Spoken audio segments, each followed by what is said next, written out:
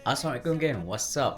So, hari ni, pagi ni aku nak pergi buat something dekat motor TRK 251 aku tu. Dah lama dah aku dapat konten pasal motor. So, hari ni aku menaikkan cuti. Aku nak pergi buat something lah sebab ada masa.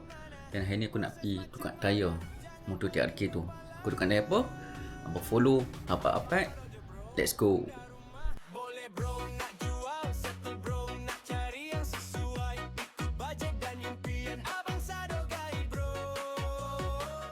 So sekarang ni aku dah sampai dekat DFG Dino West Garage Bayan Baru ni. Dia tepi jalan besar ni. So aku dah sampai nak tukar tayar untuk TRK aku.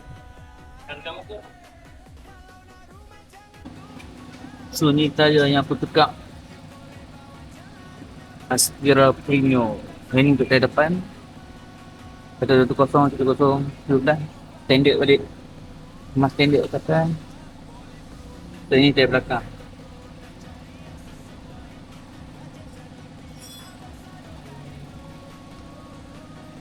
Ini tayar belakang Aspira Premium 150 60 13. Tunggu tengok pemasangan ni. Nombor tengok tayar depan tu memang sama apa dah. Depan belakang semua.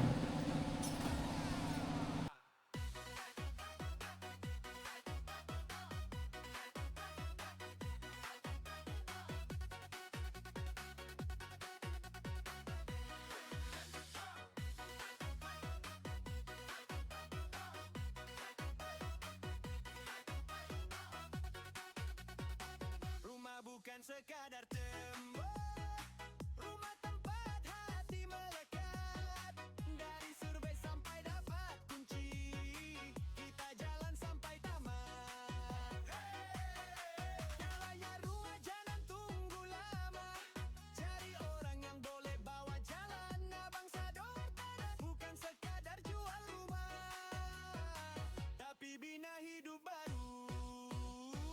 Nak rumah boleh bro, nak jual sektor bro, nak cari yang sesuai ikut budget dan impian Abang Sador bro. So lepas dah kita apa, tukar tayar ni, sekarang nak ada kena batu itu ni. Tak lama dah keladak. Saya kata baru dia kereta balik.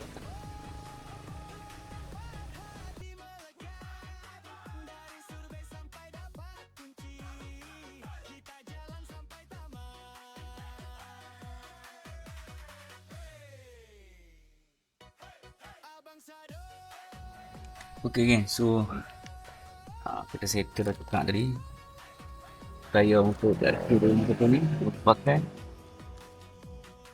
Aspira Premium. Okay, so total kita buka tayar depan belakang ni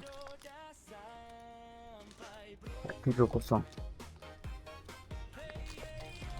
Tengok dia punya jendela pun nice dah juga. Tadi aku on the way balik pun sedap. Aspira Premium ni, bunga dia besar ni. Corner tadi rasa sedap juga.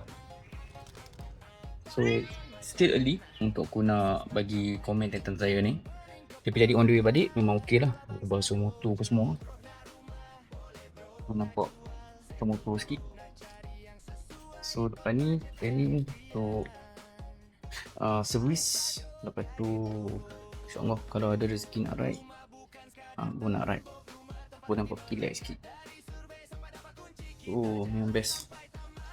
Still motor apa okey lagi. Motor ni memang sedap.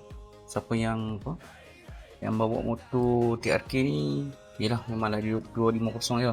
Memang masih tidak cukup. Tapi bagi aku puas hati lah untuk aku. Ini kamera depan yang aku dapat tu, kamera depan belakang.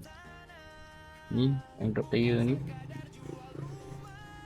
Tengah di belakang. So nanti aku walk around dah. So aku cerita lebih detail. Motor ni dah more than 3 years. Dan ni tahun keempat. Still okay lagi, alhamdulillah. So see you on next video guys. Bye bye.